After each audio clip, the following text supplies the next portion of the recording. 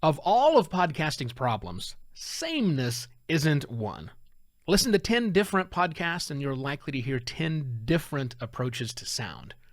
Are those differences from intentional design choices?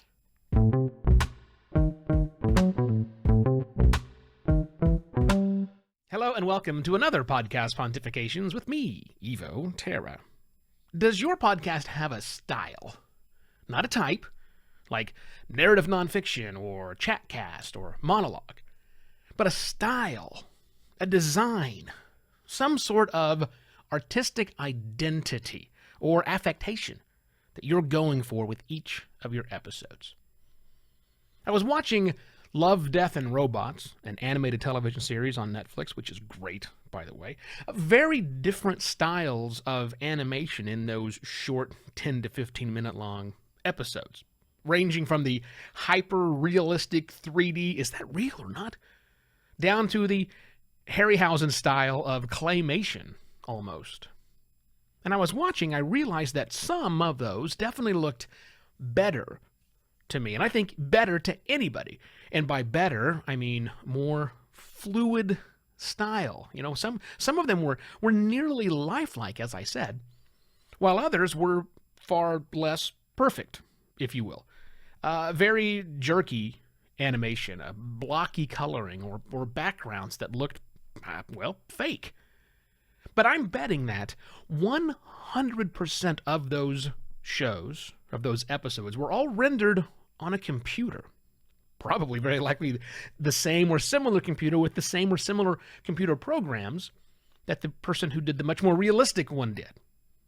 Just like 100% of podcasts are rendered on a computer. Now, why didn't those different episodes look, at least from a style perspective, the same?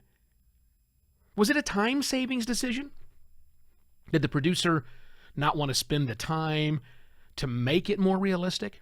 So therefore they're stuck with that jerky style, herky-jerky movement because they couldn't afford to make it any better? No, of course that wasn't why that was done. The decision to have that herky-jerky movement, to have that replication of Ray Harryhausen-style claymation, was a choice. They were trying to affect a particular style. So I'll ask that question of you again. Does your podcast have a style? Does it have intentional design elements that make it unlike most other podcasts, but very much like a few others? And if so, can you name those other shows? Are you communicating with the people who make podcasts in the same style, again, not topic, in the same style as yours, so that you can share tips and techniques and generally raise the profile of the style of podcasting you and others are doing? And if you're not, why not start now?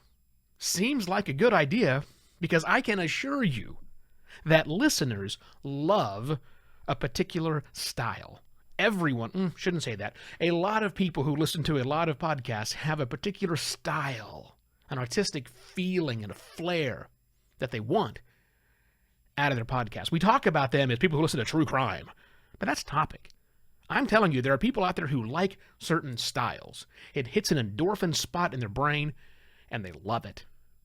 And if you can find more people who have their endorphins tripped by the kind of podcasting you're making, the style of your show, the artisticness, the way that it feels, they're going to want it. They're going to want a lot more of that. Again, people who love that style will happily consume as much of that style as they can find. So, if in fact you do have a style you're going for, start organizing. Find out who else has that style. Propel your entire style of podcasting forward to find more people. Lean into that style of podcaster you are. Now, if you like the style of this podcast, and more importantly, you got some value from my episodes, be they business-focused or, like this one, much more focused on the nuances and the artistic and the style of podcasting, please return some of that value. We call it value for value by a recurring virtual coffee purchase at buymeacoffee.com/evoterra. With that, I shall be back tomorrow with yet another podcast, Pontifications. Cheers!